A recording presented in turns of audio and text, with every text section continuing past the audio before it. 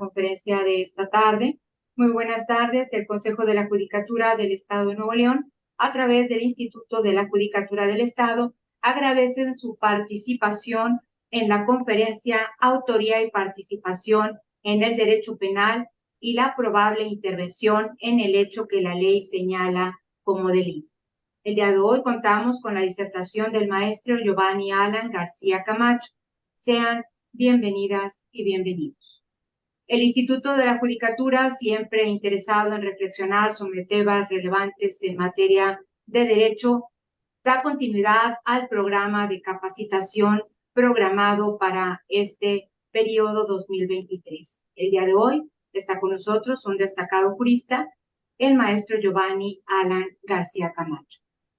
En estos momentos cedo el uso de la palabra a nuestro director, el juez Jesús Demetrio Cadena Montoya, para que nos dé su mensaje de bienvenida.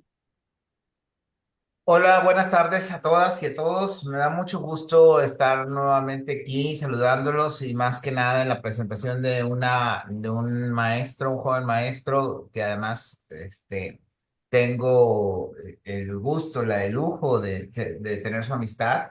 El maestro Alan García Camacho es un joven, una persona joven relativamente, con mucha experiencia, mucho conocimiento en materia penal, en tecnicismo, en los términos técnicos, etcétera. Y entonces, pues me da muchísimo gusto que haya aceptado estar con nosotros aquí en esta tarde, que todavía está, ya huele a vacaciones, pero aún así todavía estamos trabajando, vamos a estar trabajando con ganas, todavía hay actividades.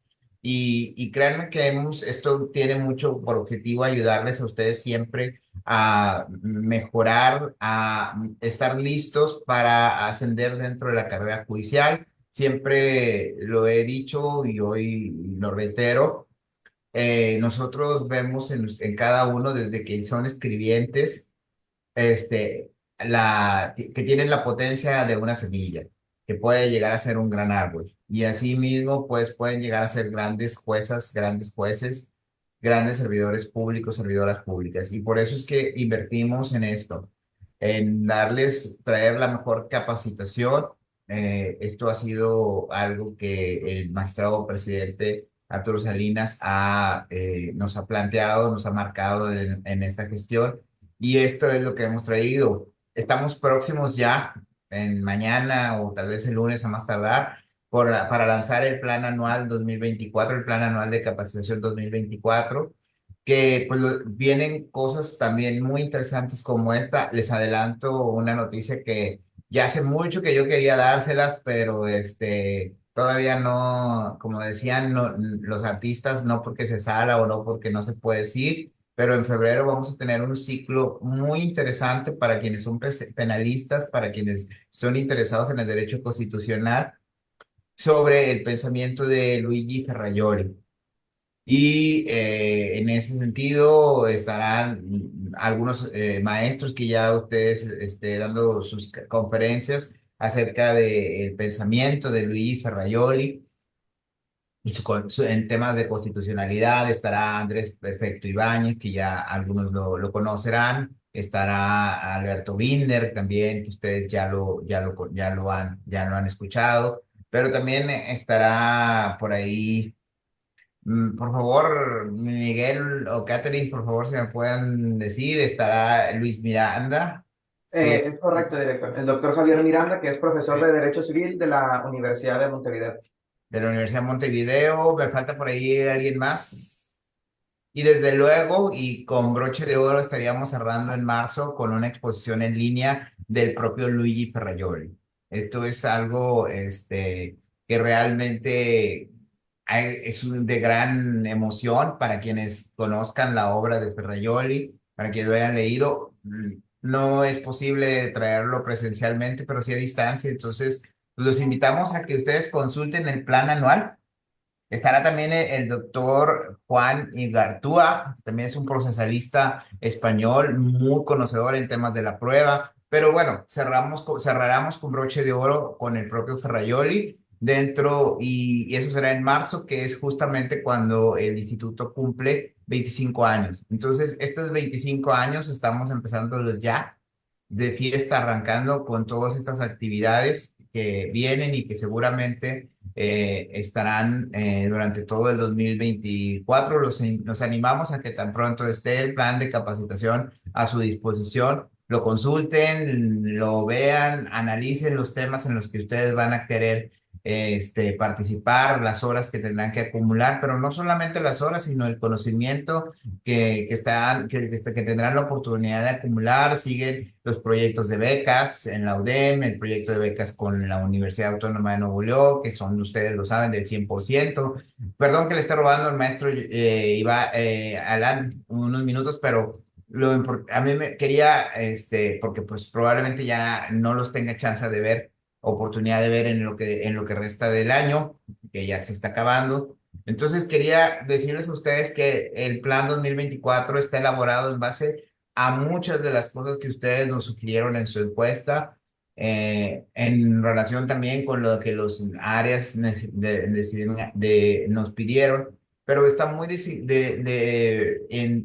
encaminado a darles, por un lado, la capacitación teórica que les permita hacer estos conocimientos y estas distinciones que no son nada sutiles, pero que a veces no las podemos hacer, como la distinción entre autoría y participación, lo que es probabilidad, lo que es posible, etcétera. Entonces, pero también un componente práctico, como han sido otras actividades que hemos tenido, como redacción de resoluciones, como marcadores, uso correcto de marcadores textuales, en fin. El año que entra vienen muchas más actividades y les digo, tendremos en el marco del 25 aniversario del instituto, que estaremos celebrándolo durante todo el 2024, aunque en marzo es cuando corresponde, lo estaremos festejando desde enero. Y pues bueno, sin duda alguna también estoy seguro que el maestro Alan nos estará acompañando por ahí por esas fechas, y porque estoy seguro que van a pedirnos que él vuelva otra vez. Así que ahora me da mucho gusto recibir al maestro Alan, le agradezco bastante, porque además la semana pasada le platiqué que me interesaba mucho que él les hablara a ustedes sobre este tema, y con mucho gusto aceptó. Entonces sé que también está muy ocupado por sus actividades profesionales, pero agradezco mucho que se haya hecho un espacio, y pues ahora le cedo el uso de la palabra a la maestra María Antonieta Leija para que nos haga una breve presentación de la amplia trayectoria del maestro Alan. Y bienvenido, maestro. Muchísimas gracias por la aceptación, y siéntase, aunque sea a la distancia, un cálido abrazo, y que esta es su casa. Muchísimas gracias, maestro. Adelante, profesor, maestra Antonieta. Claro que sí, muchas gracias.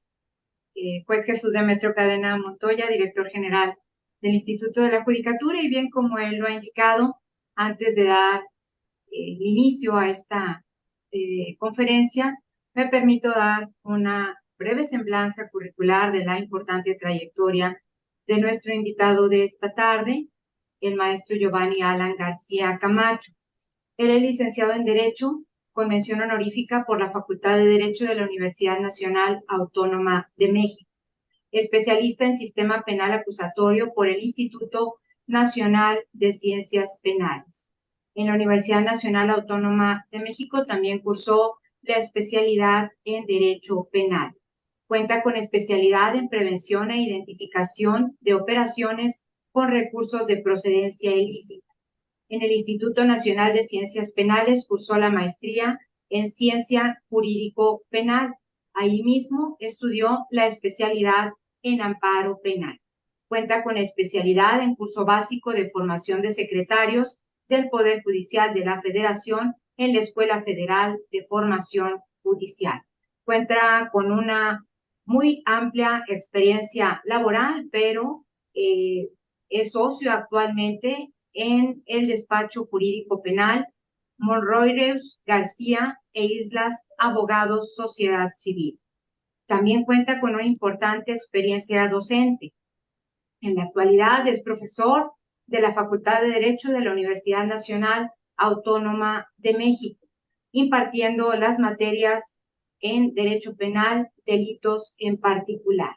También es capacitador sobre tópicos de proceso penal acusatorio y juicio de amparo en diversas instituciones como la Fiscalía General de Justicia de la Ciudad de México, en Querétaro, en Hidalgo, en el Estado de México, así como el Tribunal Superior de Justicia de Veracruz, Hidalgo y otros estados de la República. Y bueno, esta tarde tenemos el honor de que también imparta capacitación al Poder Judicial del Estado de Nuevo León. Bienvenido, maestro Giovanni Alan García Camacho. Muchísimas gracias, maestro. Muchísimas gracias al maestro Jesús. Pues les agradezco mucho por la invitación. Es para mí un honor poder platicar unos cuantos minutos de un tópico que siempre se me ha hecho interesante, que es la dogmática jurídico-penal, y que aquí entre nosotros, pues siempre ha sido el tema que más me ha apasionado, por encima incluso de los temas procesales, ¿no? Pero bueno, como el tiempo es muy poco, vamos a iniciar esta ponencia el día de hoy. Voy a tratar de ser lo más preciso, conciso durante el desarrollo de la exposición, para dejar un tiempo al final para que si tienen algún tipo de pregunta, pues podamos dar contestación a las mismas, ¿sale? Bueno, como en cualquier exposición, siempre es bueno saber los antecedentes, de dónde viene la figura que vamos a analizar.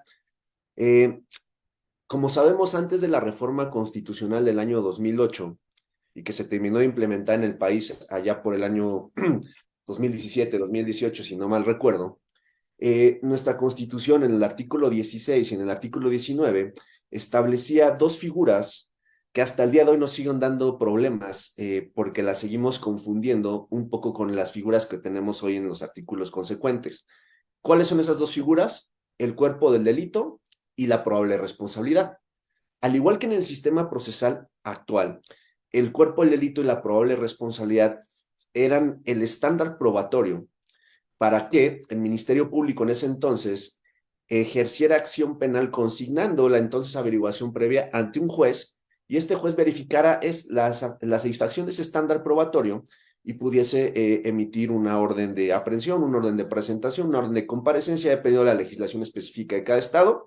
Y posteriormente, luego del plazo constitucional, que todos lo conocemos, de 72, que puede ser duplicado hasta 144 horas, puedes emitir un auto de formal prisión o un auto de sujeción a proceso. Quienes son muy jóvenes, pues creo que no recordarán estas figuras. Quienes ya están más centrados en años como servidor, pues creo que lo recordarán perfectamente bien. Ahora, el cuerpo de delito se consideraba el conjunto de elementos objetivos, normativos y subjetivos de la descripción típica. Esa figura se encontraba regulada, y lo va a dar con los artículos de la legislación federal, en los artículos 134 y 168 del Código Federal de Procedimientos Penales. Era un estándar probatorio demasiado elevado, y justamente eso ha traído problemas al día de hoy, porque seguimos confundiendo la figura del hecho que la ley señala como delito y el estándar probatorio que se requiere para tenerlo por justificado a nivel de probabilidad, con el cuerpo del delito y el estándar probatorio que en ese entonces se necesitaba. Para no entrar en equívocos, porque bueno, a veces ya la memoria no es tan buena, el cuerpo del delito se entendía como el conjunto de elementos objetivos o externos que constituían la material del hecho que la ley señala como delito, así como los normativos en caso de que la descripción típica lo requiriera. Es decir, en un caso de robo, para poder emitir una orden de aprehensión, un auto de formal prisión o de sujeción a proceso, tenemos que acreditar todos los elementos objetivos. Los presupuestos jurídicos o materiales del hecho, los presupuestos materiales del hecho, sujeto activo, sujeto pasivo, conducta, acción, resultado, nexo de atribución o nexo de evitación si era de omisión o el delito era de índole positiva, las circunstancias de tiempo, modo, lugar, ocasión si el tipo penal la requería, el objeto jurídico, bien jurídico tutelado, el objeto material, que es el ente o cosa respecto a la cual recae la conducta, y si el tipo penal lo exigía de igual manera, pues las circunstancias modificadas la responsabilidad, traduzcase en circunstancias agravantes o atenuantes. Y a eso agregamos los elementos normativos, que son aquellos que además de una comprensión material, formal, a través de los sentidos, requieren de una comprensión jurídica o cultural. Por ejemplo, en el robo, pues tendríamos que el elemento bien mueble, para su cabal comprensión, pues tendríamos que acudir al Código Civil. Entonces, ese era un estándar bastante elevado por lo que hacía el cuerpo del delito. Dejando después, para la fase de sentencia, pues los elementos subjetivos de la tipicidad, esto también tomando en cuenta, claro está, la legislación de cada entidad federativa, porque todavía en algunas entidades, pues se tenía al dolo y la culpa como formas de, o elementos integrantes de la culpabilidad, y en algunas entidades que asumieron en su momento ideas de corte finalista, pues el dolo y la culpa ya se encontraban en la tipicidad subjetiva, dejando únicamente en el seno de la culpabilidad un dolo neutro, como le llaman algunos, denominado conciencia de antijuricidad, que si ustedes leen hoy el artículo 405 del Código Nacional de Procedimientos Penales, esta es la última configuración dogmática que acudimos el día de hoy, que vamos a regresar sobre eso un poquito al final. Ahora bien, eso es un tema. Ahora vamos por el que nos interesa. Ese tema, pues, hoy por hoy está sobreexplorado, hay muchísima jurisprudencia, aunque para mi gusto todavía no nos llegan a definir exactamente y se confunde el estándar de prueba, es decir, la cantidad de prueba que tenemos que requerir para tener por demostrar una proposición con la proposición misma. Me parece que ahí la Corte y los colegiados no han distinguido bien entre esos dos elementos, pero bueno, ese es un tema que en esta ocasión no me voy a hacer cargo porque no es la parte que nos interesa. Lo que sí nos interesa es algo que se ha dejado de lado, que es la probable intervención. Pero antes de la probable intervención, tengo que analizar el antecedente, que es la probable responsabilidad. En ese momento, los artículos 134 y 168 del Código Federal de Procedimientos Penales, que se da la referencia que adoptaron prácticamente todos los códigos de las entidades, nos decía que la probable responsabilidad del indiciado se iba a tener por acreditada, ojo, acreditada, eso es muy importante que lo subrayen ahí, cuando de los medios probatorios existentes, es decir, no dato de prueba, medios probatorios, se pudiera deducir la participación en el delito, la comisión dolosa o culposa del mismo, y no estuviese acreditada en favor del indiciado alguna causa de licitud o alguna excluyente de culpabilidad.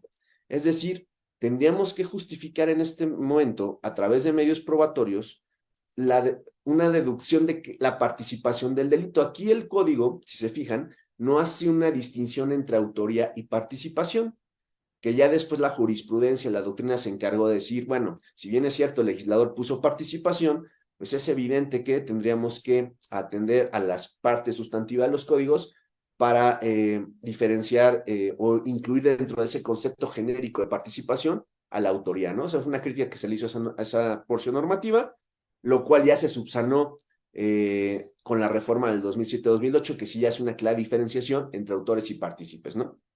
La comisión dolosa o culposa del mismo, es decir, tenemos que analizar también la parte subjetiva, que bajo esta concepción se analizaba ya en la antijuricidad y la culpabilidad, determinando que no estuviese acreditada hasta ese momento procesal alguna causa de licitud. ¿Cuáles son las causas de licitud? Pues ustedes las conocen mejor que yo. Consentimiento, defensa legítima genérica, defensa legítima presunta, estado de necesidad justificante, ejercicio de hecho, cumplimiento de un deber. Causas de inculpabilidad, pues la inimputabilidad, la inexigibilidad de otra conducta y finalmente el error de prohibición, ¿sale? Básicamente esas eran las vencible o invencible. En ese momento era lo que se tenía que analizar, ¿sale? Entonces, ese es el antecedente que teníamos y que nos da lugar a lo que tenemos el día de hoy en el artículo 16, 19 constitucional, 316 del Código Nacional de Procedimientos Penales y los demás relativos del 405 y el 406.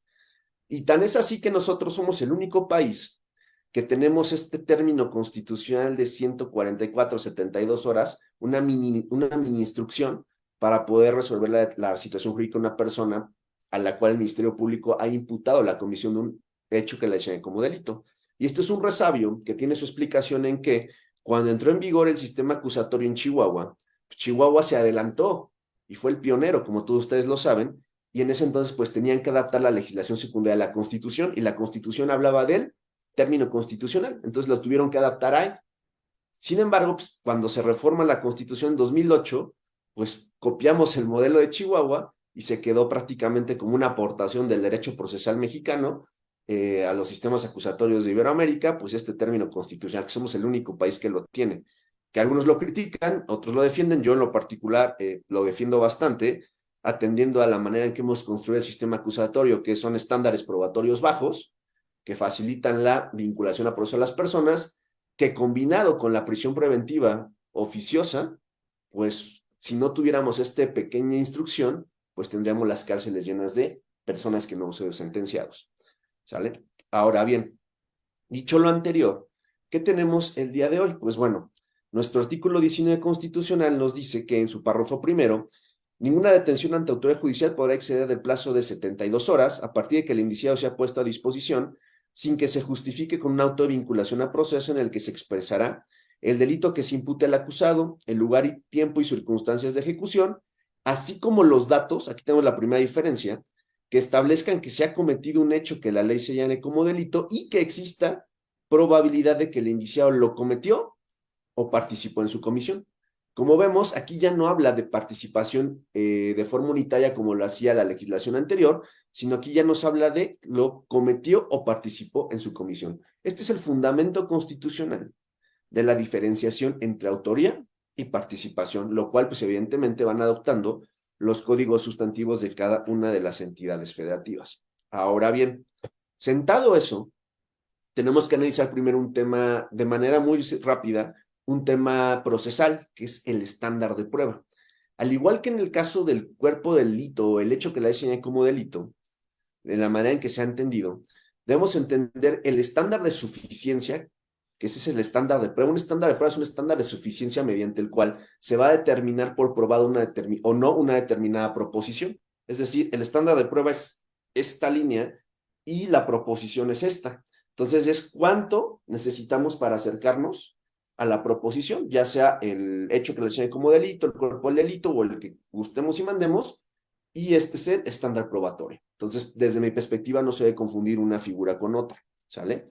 De igual manera aplica con la probabilidad de autoría y participación, es decir, qué cantidad de prueba se requiere para tener para hacer probable que el indiciado, en este caso el imputado, lo cometió, es decir, es un autor o bien participó en su comisión.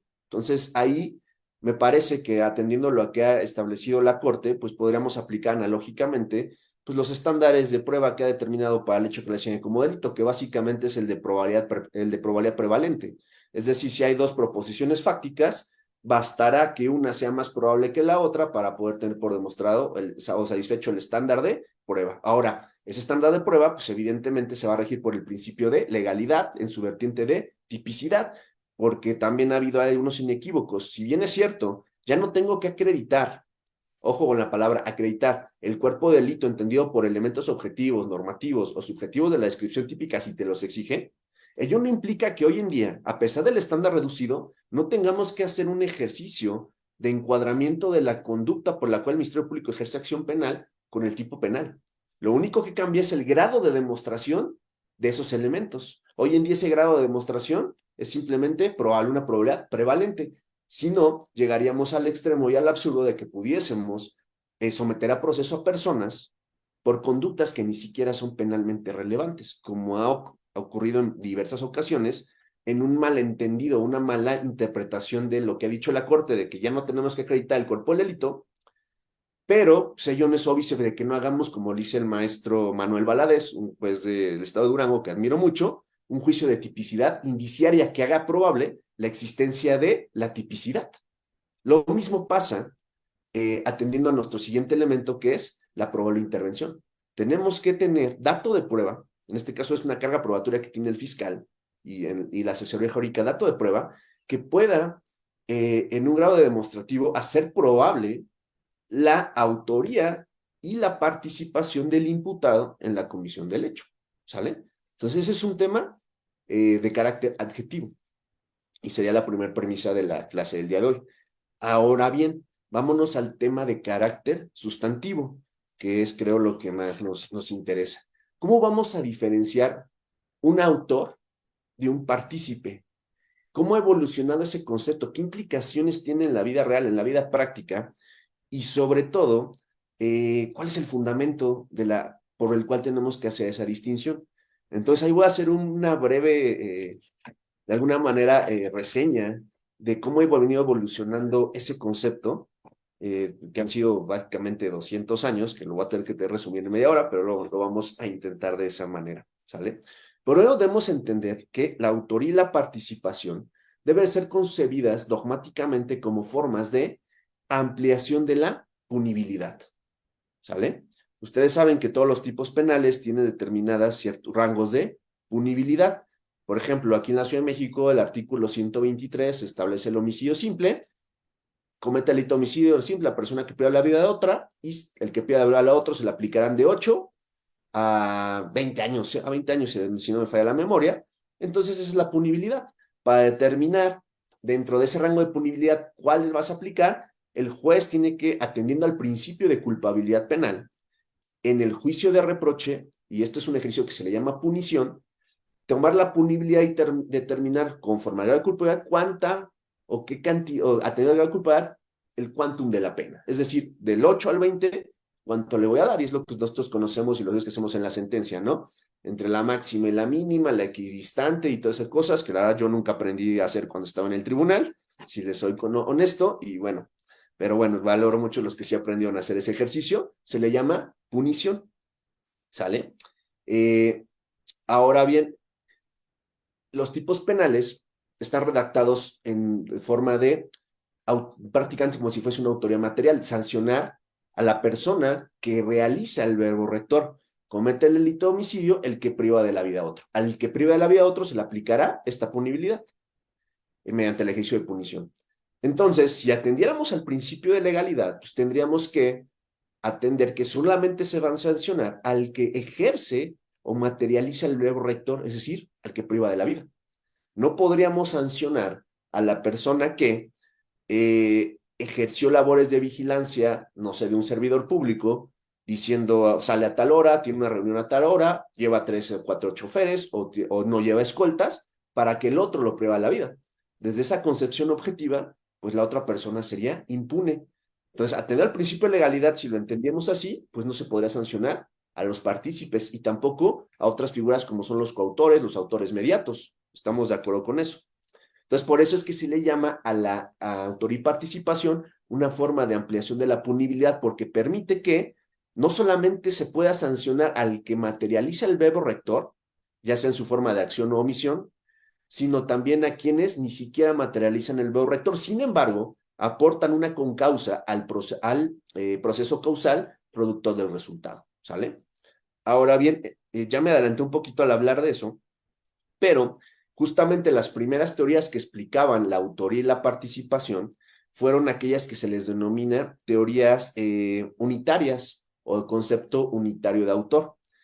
Estas teorías se crean en el marco, y eso no lo podemos perder de vista, de auge de los sistemas clásico, neoclásico, como muchos les llaman causalista.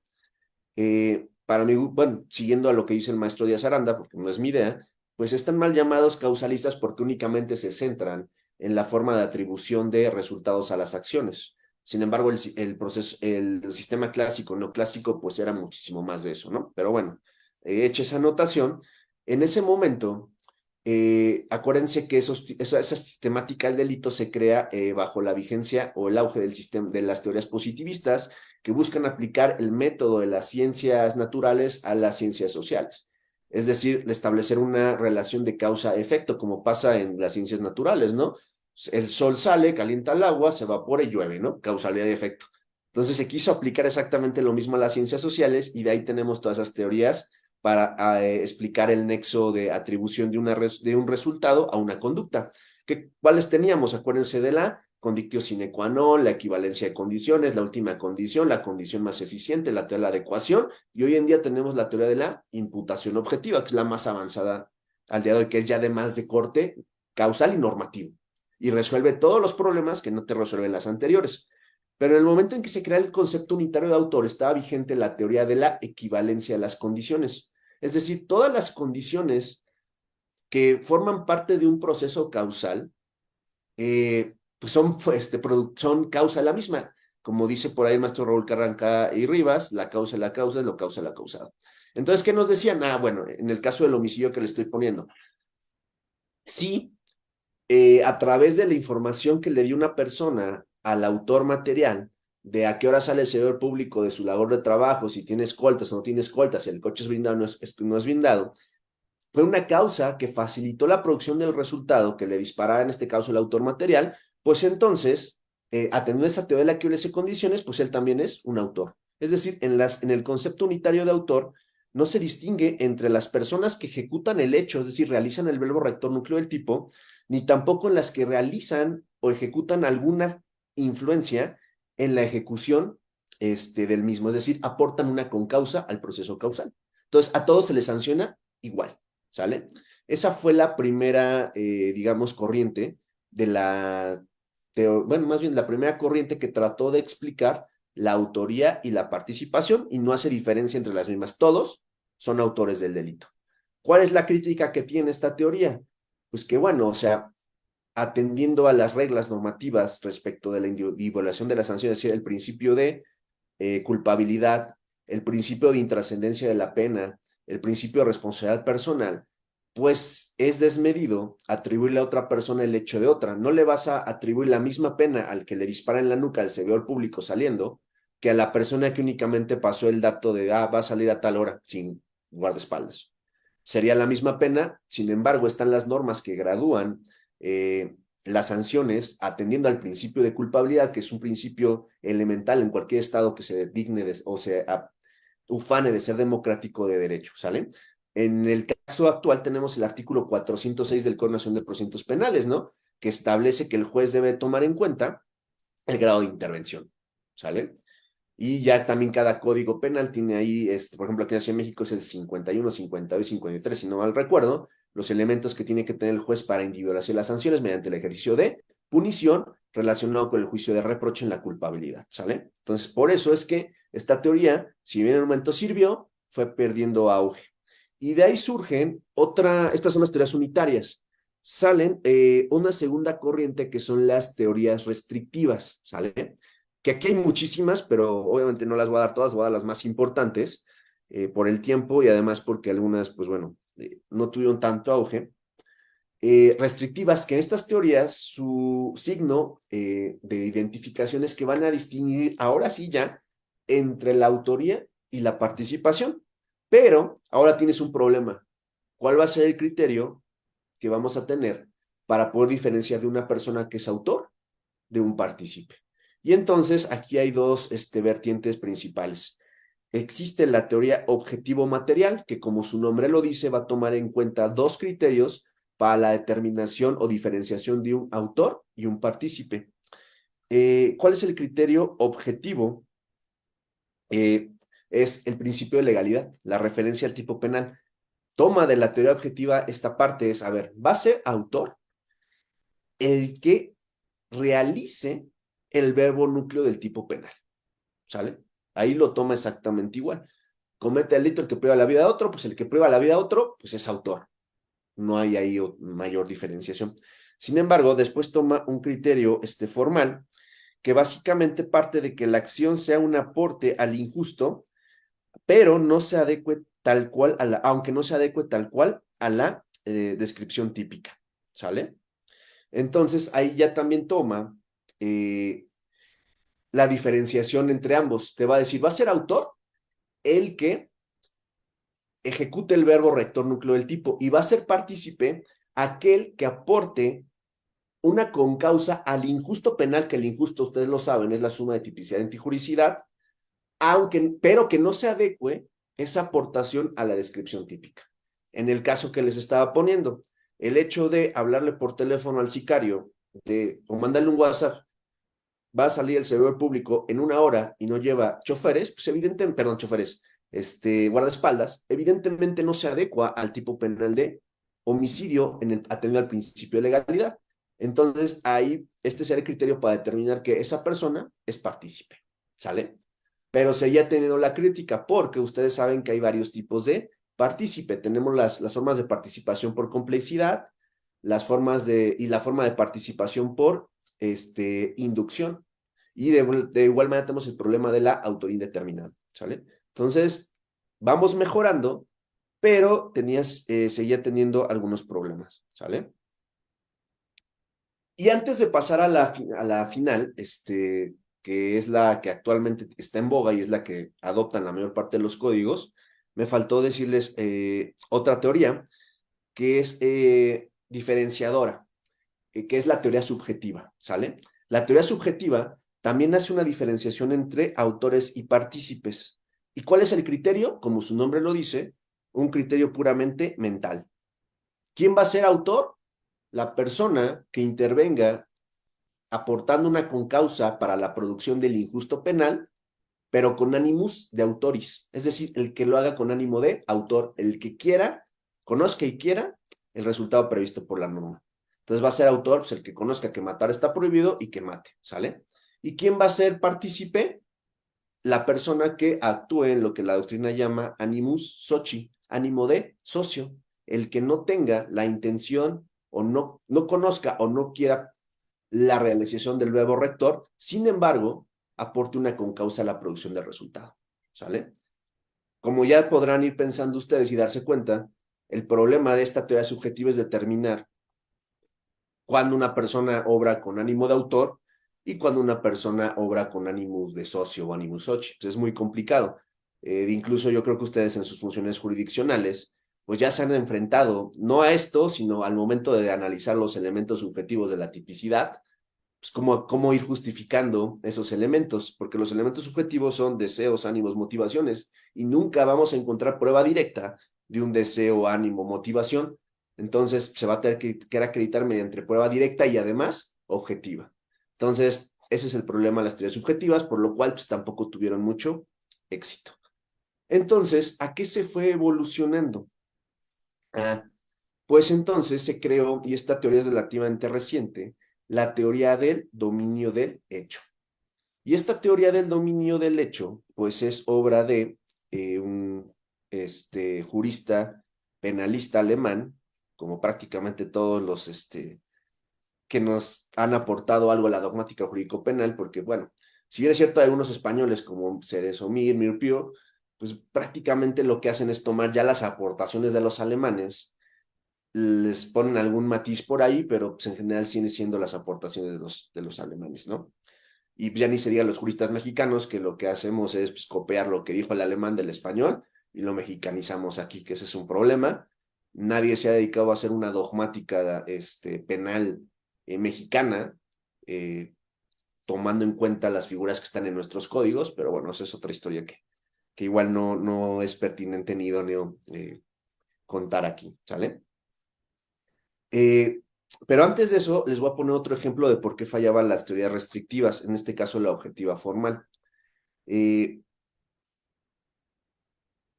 No explica la teoría objetiva formal los problemas relativos a la autoría mediata. ¿Qué es la autoría mediata? La autoría mediata es aquella en la cual una persona, el autor mediato, domina la voluntad de un instrumento, que ahorita voy a regresar sobre eso, para que produzca el resultado previsto en la norma penal. Entonces, conforme a la teoría objetivo formal, pues no podríamos sancionar al autor mediato porque pues él no realiza el verbo rector. Es decir, la persona que ordena, tiene un hijo, el hijo tiene menos de 12 años, por tanto es inimputable, le ordena, saca, pasa al jardín de al lado y el vecino está pues, en su alberca y deja su Rolex en un rincón, ¿no? El vecino está ahí nadando, o más bien flotando en una de estos como colchones, dormido. Mandas al niño, que es un inimputable, y le ordenas que se pase por la reja de abajo, por la cerca, y tome el reloj.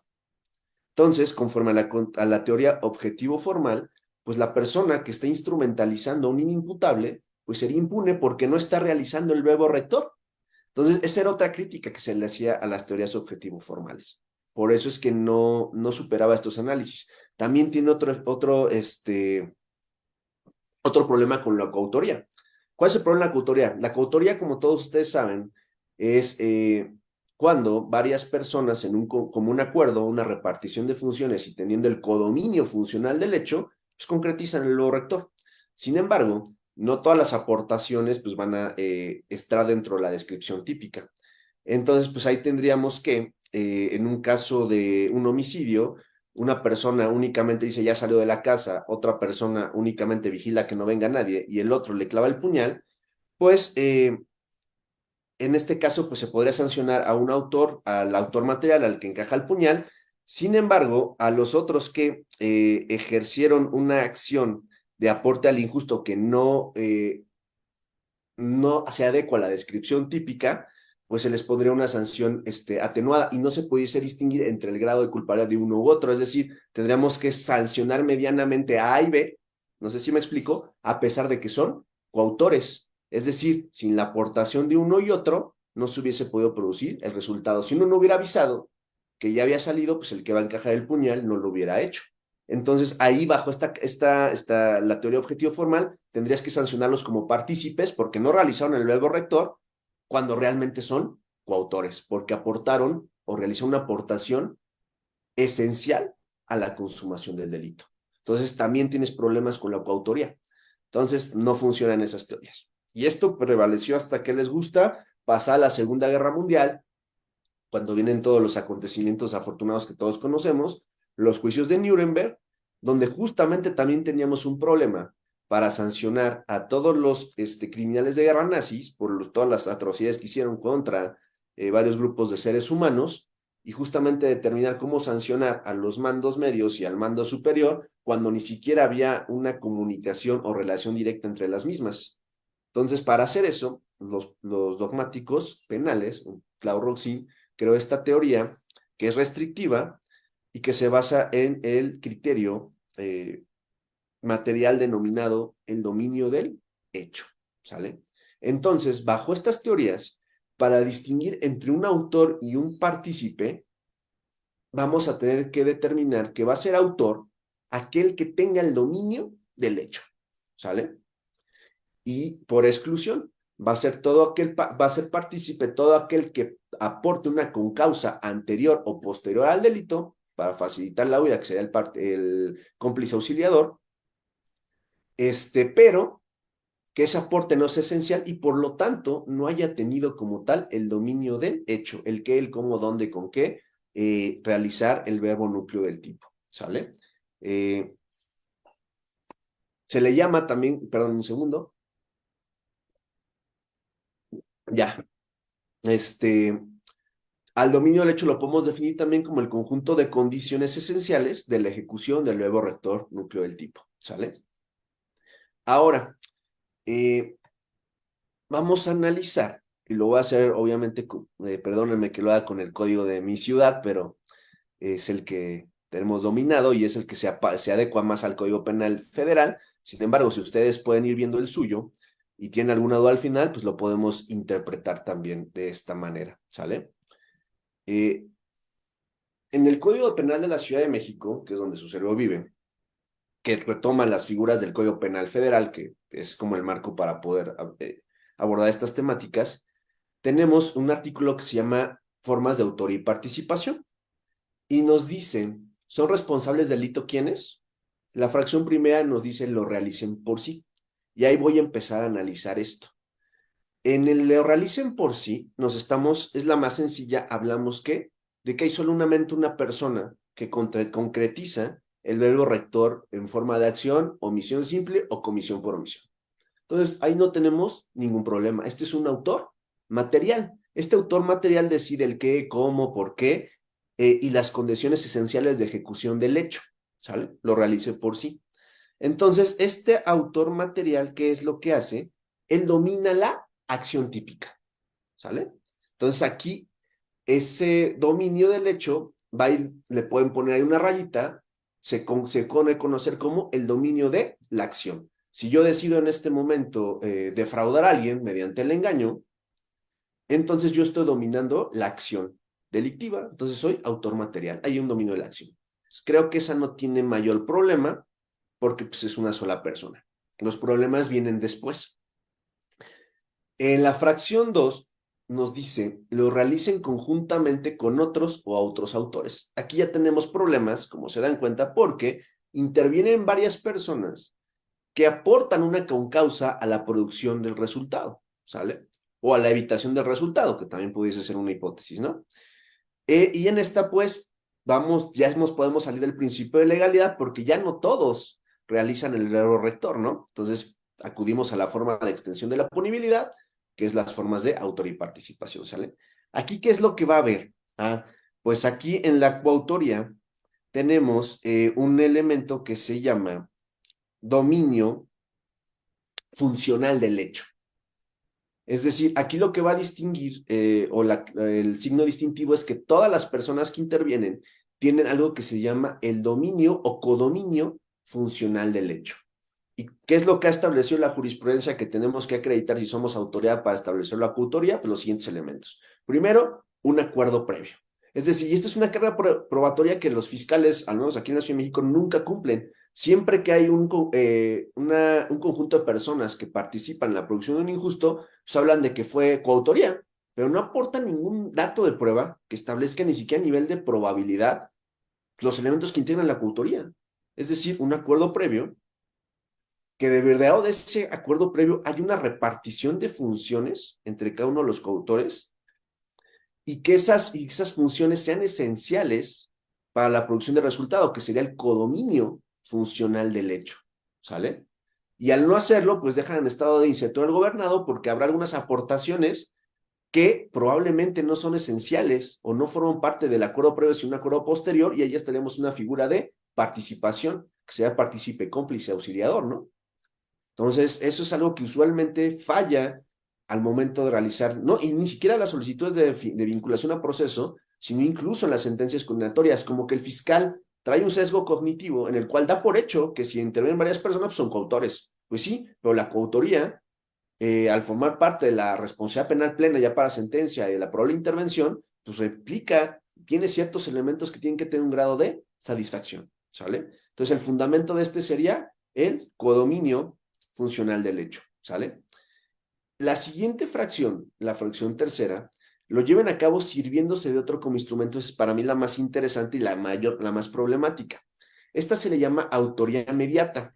Y aquí el dominio recae sobre la voluntad del instrumento. Es decir, yo como autor mediato domino la voluntad de un instrumento y esa dominación, según lo que nos ha dado los criterios doctrinales, puede ser por tres rubros.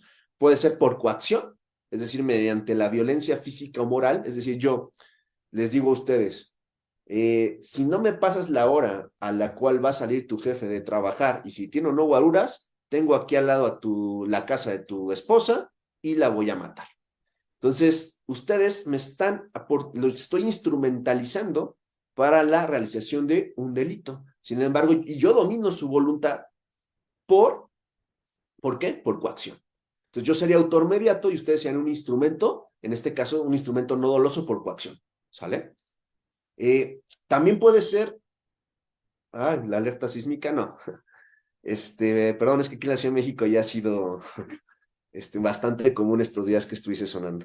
Pero bueno, entonces tenemos el caso de dominación de la voluntad. El segundo es por error.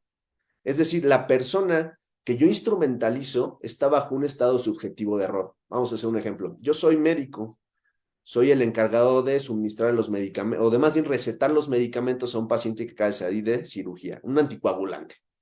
Sin embargo, yo ya tengo, o más bien, tengo sí una rencilla personal con él y quiero que se muera. Entonces yo le digo a la enfermera que le suministre un anticoagulante. Sin embargo, pues yo cambio el anticoagulante y le doy otro medicamento, ¿no? Que no, obviamente no es un anticoagulante y va a provocar que se le formen trombos y fallezca. Entonces la enfermera pues toma la caja bajo un estado subjetivo de error pensando que en realidad es un anticoagulante cuando en realidad no lo es así. Entonces yo sería el autor mediato porque domino que la voluntad del instrumento y ese instrumento está instrumentalizado por una falsa presión de la realidad que es el error, ¿sale? Obviamente la enfermera pues no sería culpable y yo sería el culpable a título de autor mediato. Y finalmente, ya se los dije, es el dominio del instrumento inimputable. La inimputabilidad, pues no voy a meter a cuestiones muy avanzadas en este momento, pues es cuando una persona no cuenta con la doble atribución de entender y de querer en el ámbito del derecho penal. Y los inimputables pueden ser personas que tengan desarrollo intelectual retardado, los menores de edad, etcétera, etcétera, ¿sale? Entonces yo lo instrumentalizo para realizar el error rector del tipo. Yo domino su voluntad por inimputabilidad. El caso del menor que les puse, que lo mando a que se robe el Rolex del vecino, yo soy autor mediato y él es un instrumento inimputable, ¿sale? Ahora bien, aquí viene un problemita. Puede llegarse a dar el caso, y lo ponen en los libros de dogmática penal, en el cual de repente el instrumento adquiere conciencia de la ejecución del hecho, lo conoce y lo quiere. En ese caso, ¿qué va a suceder? Les voy a dar el ejemplo, vamos a regresar al ejemplo de la enfermera. La enfermera se da cuenta en un momento dado que yo ya le di un medicamento que no es el correcto. Entonces, en ese momento ella sale del estado subjetivo del error y sin embargo dice, ese paciente a mí también me cae gordo, me gritó. Y entonces le suministra el medicamento. ¿Qué pasa? En ese momento ella se vuelve autora material, porque lo está realizando por sí, y yo me vuelvo un simple partícipe inductor, porque yo ya no tengo el dominio de la voluntad de ella por error, ella ya salió del error. ¿Ven cómo se van cambiando las cosas? Ahora, este también de autoría inmediata es interesante por el tema del famoso autor intelectual. O sea, incluso la jurisprudencia habla en los homicidios, sobre todo los homicidios por encargo, de autor intelectual. El autor intelectual no existe si nos vamos a la dogmática penal seria, que es la alemana. Sería un autor mediato, y a lo que la doctrina llama autor intelectual, realmente sería un partícipe instigador, que ahorita vamos a ver esa figura, ¿sale? La fracción cuarta dice, determinen dolosamente al autor a cometerlo. Entonces, esta fracción es una persona, mediante ciertos mecanismos, trata de convencer al autor, que en este caso sería autor material, a cometerlo, es decir, te ofrezco 1,000,000 de pesos si matas a tal persona. ¿Yo tengo el dominio del hecho? No, yo no tengo el dominio del hecho. El dominio del hecho lo tiene ¿quién? El autor material. Yo únicamente lo estoy determinando, induciendo dolosamente a cometerlo. O sea, realmente el homicidio por encargo no es un caso de autoría mediata, sino es un caso de participación por instigación. Aunque ya sé que hay jurisprudencia que dice lo contrario, pero me parece que lo confunde. Y no lo digo yo solamente, lo dice también, por ejemplo, el maestro René Uribe sobre autoría y participación, hace también esa crítica. El maestro Humberto Ayala, un catedrático bastante bueno del INACIPE, que tuve la fortuna de ser su alumno, también lo menciona en su obra sobre la autoría mediata en los aparatos jerarquizados de poder, que está bastante interesante, si alguien la quiere consultar, ¿sale? Entonces ahí sería un partícipe inductor. Y un ejemplo que tendríamos también es en el cual a un partícipe inductor se le da el carácter de autor, es en los tipos penales de inducción al suicidio, donde una persona induce a otra que muera, a que se suicide, se prive de la vida, y es sancionada como autor. Entonces son tipos penales que establecen formas de participación sancionables como autoría, ¿no? Que no sé si ustedes allá en el Estado de Nuevo León lo tengan, yo me imagino que sí, lo he visto en muchísimas entidades, ¿sale? Finalmente tenemos las fracciones 5 y 6, que en este caso son dolosamente presten ayuda o auxilio al autor para su comisión. Es decir, aportan una concausa, pero que no es esencial para la producción de resultado, y que además esa concausa que aporta cada partícipe, o más bien no constituyen aspectos de dominio del hecho que pudiesen configurar la coautoría. Entonces, la diferenciación, ¿sale? Y después nos dicen, con posterioridad a esa ejecución, auxilien al autor en cumplimiento de una promesa anterior al delito. Es decir, aquí aportas, con posterioridad a la ejecución del mismo, ya ni siquiera sería una concausa que produjo el resultado, sea esencial o no, sino que ya simplemente es un auxilio posterior a la comisión del injusto, el típico que les permite que se vayan a esconder a su casa en lo que se calman las aguas, ¿no? Y se puedan dar a la fuga. O sea, son partícipes, serían figuras de partícipe cómplice. Y finalmente tendríamos también una figura que nos habla de la autoría indeterminada, que está en varias legislaciones. ¿Cuál es la autoría indeterminada? Pues se da frecuentemente en casos en los cuales hay una pluralidad de sujetos que intervienen en la producción del resultado. Sin embargo, dadas las características en materias de comisión, circunstancias en tiempo, modo, lugar, ocasión, no se puede precisar el delito que cada cual produjo. Y entonces a todos se les considera que autores indeterminados.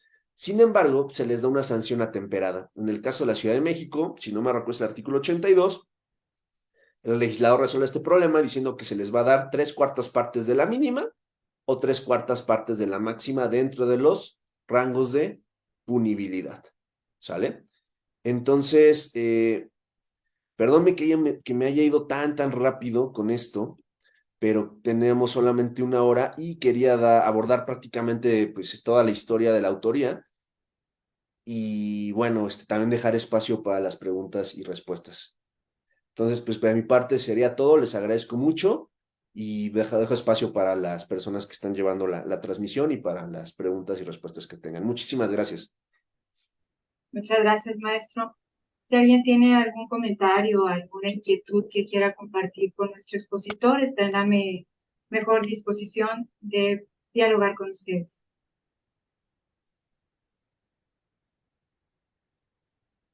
Maestro, yo nada más, me llamó la atención, digo, ya lo había leído en algún momento en alguna resolución de la Corte, pero si pudiera nada más ejemplificar, igual, sobre lo de la autoridad indeterminada, dar ahí algún ejemplito, para su servidor y para los compañeros de este caso.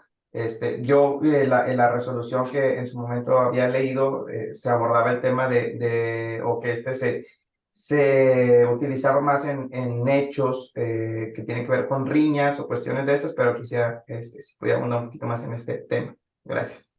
Sí, generalmente la autoridad indeterminada, pues obedece a la falta de, o sea, la poca probabilidad que tenemos de establecer la aportación que cada uno realizó para determinar si es esencial o no, y ahí y podamos diferenciar si es autor y partícipe.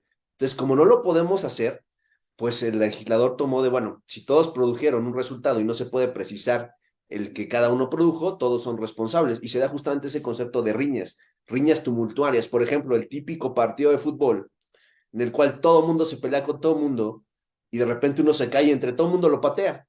Digo, perdón por ser tan ejemplo, pero esos son los casos que a mí me ha tocado ver de autoría indeterminada.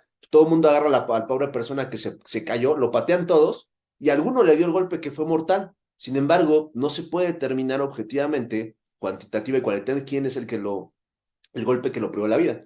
Entonces se determina que todos los que lo patearon pues van a ser autores de manera indeterminada. Otro ejemplo, en Ciudad de México que se dio fue allá por los años 2004, 2005, cuando Marcelo Ebrard era secretario de Seguridad Pública, en el cual pues había un operativo en Tláhuac donde dos policías de investigación estaban investigando una desaparición de una persona y los pobladores alertaron de que había dos personas extrañas y justamente como había habido un secuestro días anteriores, los detuvieron, los golpearon, los lincharon y los quemaron.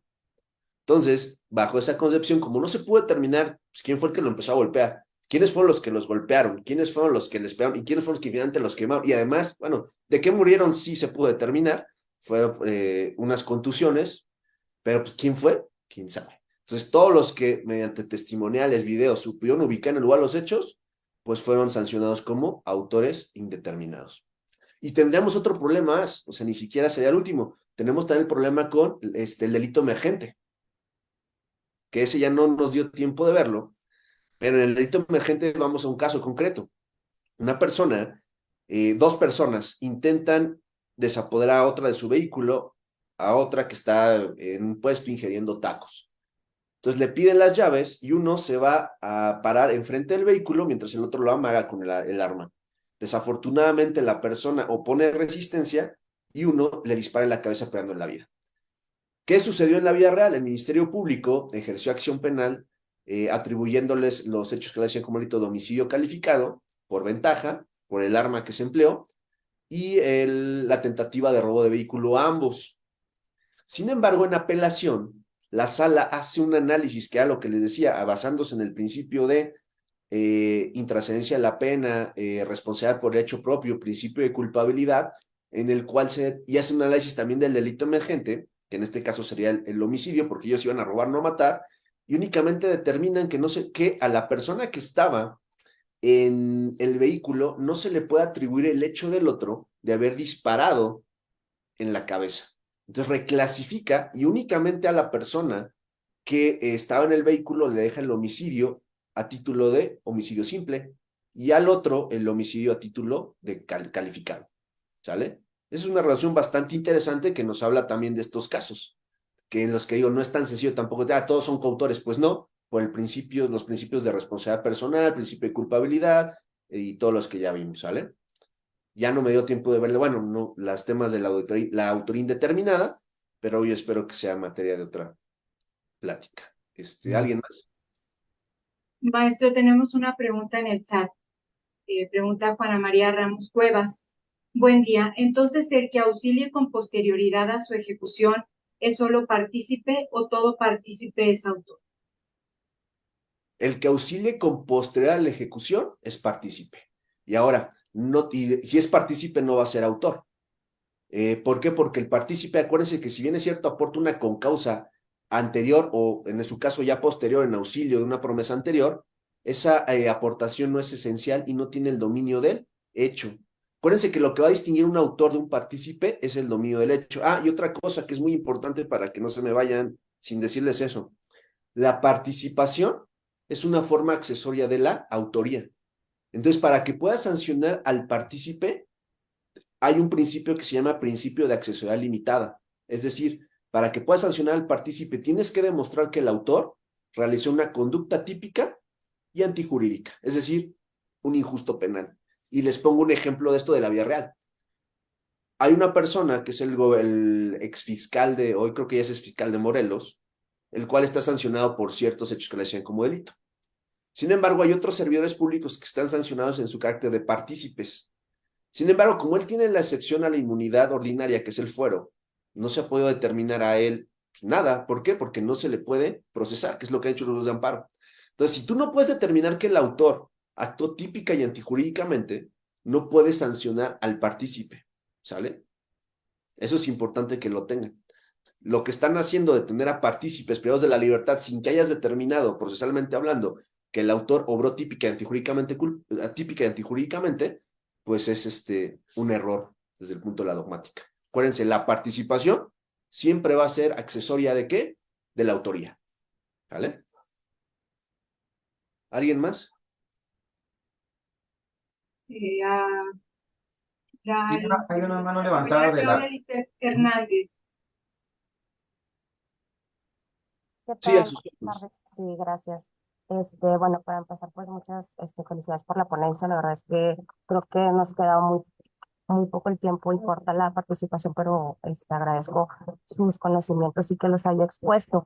Lo que pasa es que yo estaba haciendo un análisis de comparación ahorita con el Código Penal de la Ciudad de México con el Código de nuestro estado.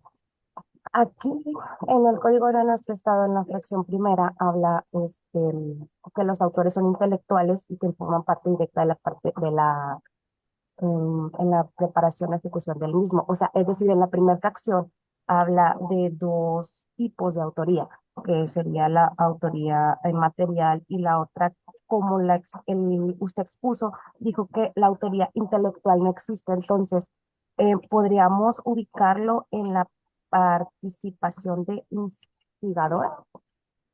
Sí, hay muy buena pregunta. Voy a analizar con calma su código y una disculpa por no haberlo podido hacer para esta ponencia, pero el tiempo ha sido muy corto para ponerla. Pero, en efecto, o sea, desde el punto de vista de la doctrina, la persona que convence a otra es un instigador porque no tienes el dominio del hecho. Al final, la persona, el autor, es el que va a determinar el qué, el cómo, y él puede hacer cesar en cualquier momento la consumación. Ejemplo, yo le pago a alguien para que prive la vida a otro, pero yo no tengo el dominio del hecho, tal cual. ¿Por qué? Porque si esa persona a última hora le da miedo o se arrepiente o dice, ah, pobre, tiene hijos y se va, yo no puedo intervenir en qué, en el proceso causal. Yo no tengo el dominio del hecho. Yo tengo, en ese caso, únicamente le transferí mi dolo a él, de mátalo, y él va a ser autor material. Esa es la explicación científica. Ahora bien, si el Código de Nuevo León lo establece como autor, era lo que les decía al principio también, y la crítica que yo mismo nos hago a nosotros los penalistas, los que estudiamos la dogmática. Nosotros hacemos, explicamos y damos clases, pues con las construcciones dogmáticas que han hecho los alemanes y los españoles de sus códigos.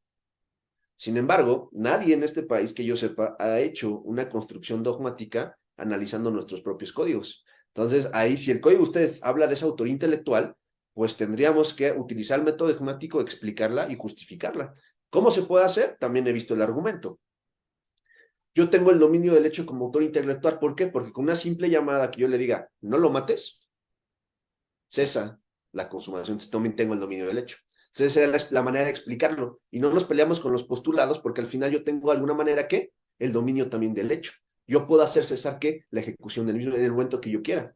Es decir, yo controlo la condición esencial de ejecución utilizando el código de ustedes. Por eso les comento que la dogmática es muy bonita si la conoces y después a partir de esa puedes interpretar cada código. Por ejemplo, la aportación que nos hace Roxin es muy valiosa porque nos dice, va a ser autor el que tenga el dominio. Entonces, ¿qué tienes que hacer como legislador o intérprete? Pues determinar que la persona tenía el dominio del hecho. Y en el caso que usted lo manifiesta, se puede explicar la autoría intelectual a través del dominio de hecho. ¿Cómo? Pues en el homicidio por encargo, yo soy el que controlo al instrumento. Ahora, ¿cuál es el problema? Ambos seríamos ¿qué? Yo sería autor intelectual conforme a su código y él sería ¿qué? Autor material. Esa sería la manera de sancionarlo. Y de hecho, es como lo hacen la mayor parte de los jueces en este país. Solo que en el caso de la Ciudad de México y en el Código Penal Federal, tenemos el problema de que no tenemos como tal la figura del autor intelectual. ¿Sale? Esa sería la respuesta. Y muy buena pregunta. Muchas gracias. ¿Algún otro cuestionamiento?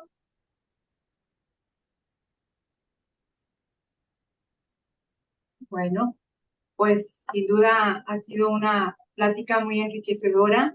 Nos ha aportado bastante en cuanto a temas tan relevantes como es la cuestión de la autoría y la participación dentro del delito, iniciando precisamente con los antecedentes de la probable intervención y la probable responsabilidad.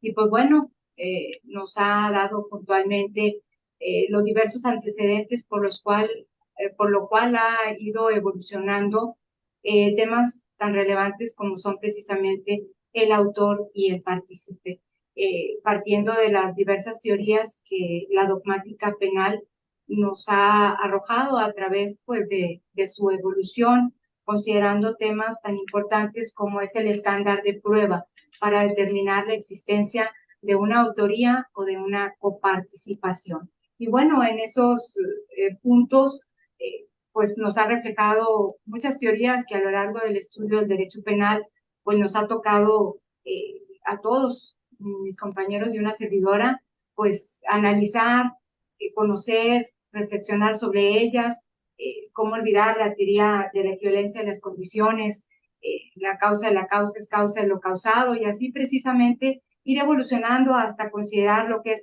la teoría del dominio del hecho, para establecer precisamente lo que es el autor con la condición del hecho hacia lo que es el tipo penal y el copartícipe prácticamente como un auxiliar del mismo con las diversas condiciones que usted muy oportunamente ha venido señalando. Pues bueno, muy agradecidos por compartir sus conocimientos, sus experiencias y bueno, todo ese caudal tan importante que arroja una persona con tanta experiencia como el maestro Giovanni Alan García Camacho.